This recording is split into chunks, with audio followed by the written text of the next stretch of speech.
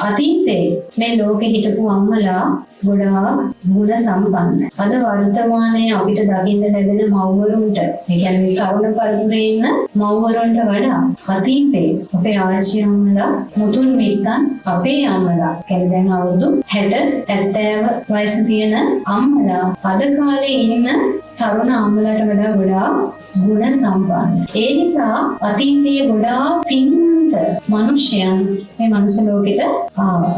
මේ රටට මේ ජාතියට ආගමට ව්‍යසනකාරී තත්ත්වයන් මේ වර්තමානයේ විතරක් නෙමෙයි අතීතයේ ඉඳලා වරින් වර නොයෙක් ව්‍යසන මේ ලෝකෙට ආවා. මේ ලංකාවට මුහුණ දෙන්න සිදු වුණා. ඒ සෑම අවස්ථාවකදීම පින්වත්නි අපේ මේ ලංකා දරණීතලය බේරා ගැනීම පිණිස අපේ රට ජාතිය ආගම බේරා ගැනීම පිණිස යුග පුරුෂයන් මේ ලෝකෙට බිහි වුණේ නැද්ද?